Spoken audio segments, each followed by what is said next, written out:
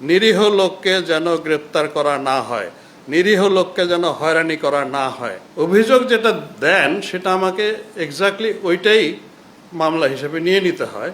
এরপর তদন্তে গিয়ে আমি দেখি যে আসলে কতটুকু সত্য কতটুকু মিথ্যা। আসলে আগে যেটা হতো যে মামলা দায়ের কারো মৌখিক অভিযোগের মাধ্যমে মৌখিকভাবে বলার পরে থানার ভারপ্রাপ্ত কর্মকর্তা সেটা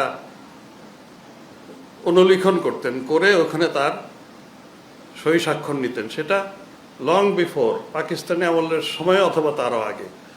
এখন যেটা হয়েছে মোস্টলি, যেহেতু এটা হয়তোবা আমাদের শিক্ষিতের হার বেড়েছে, সবাই নিজের হাতে লিখে নিয়ে আসেন এবং যখন একজন কমপ্লেনেন্ট, যাকে আমরা আইনের ভাষায় বাদী বলি, উনি যখন নিয়ে আসেন তখন আমাদের উপরে এটা, আমাদের আইনে এটা ইটস এ কম্পালশন, আমরা এর বাইরে যেতে পারি না। ওইটা আমাদেরকে পুলিশকে মামলা হিসেবে রুজু করতে হয় এবং এখানে ইট ডাজন্ট ম্যাটার যে এটা সত্য না মিথ্যা, এই যাচাই করার আমার কোনো সুযোগ নেই।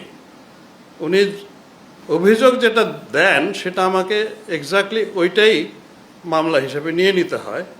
এরপর তদন্তে গিয়ে আমি দেখি যে আসলে কতটুকু সত্য কতটুকু মিথ্যা। সত্য অংশটুকুই আমরা তদন্তে উঠিয়ে নিয়ে আদালতের কাছে পাঠাই যে এই অপরাধটা হয়েছে।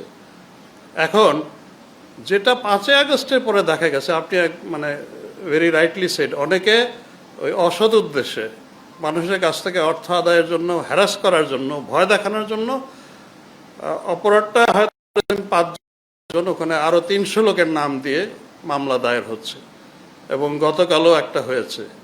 তো এটা আমি আপনাদের সকলকে নিশ্চিন্ত করতে পারি আপনাদের মাধ্যমে দেশবাসীকে যে আমরা শুরু থেকে, স্বরাষ্ট্র মন্ত্রণালয় বলেছেন, আমি নিজে বলেছি এবং পুলিশের সকল পর্যায়ের কর্মকর্তারা এই নির্দেশ পেয়েছেন যে নিরীহ লোককে যেন গ্রেপ্তার করা না হয়, নিরীহ লোককে যেন হয়রানি করা না হয়। বান্ডেল থাকলে প্রতি সেনমানিতে টাকা বাঁচবে। বিকাশ সেনমানি বান্ডেল কিনে জিতুন প্রতি লেনদেনে। তদন্তে শুধুমাত্র যার বিরুদ্ধে দায় ভাগ পাওয়া যাবে তার বেলাতেই আমরা ওয়ারেন্ট অফ অ্যারেস্ট চাইব, তাকেই আমরা শুধু গ্রেফতারের কার্যক্রম করব, তার বেলায় নিব। কিন্তু এই যে যেটাকে মিথ্যা মামলা বলছেন, মামলাটা মিথ্যা না, মামলাটা সত্যই, কিন্তু অতিরিক্ত আসামির সংখ্যা বাড়িয়ে দেওয়া, এই জায়গাটা আমরা বন্ধ করতে পারছি না। এটা আসলে আইনে আমাদের এই সীমাবদ্ধতা রয়েছে।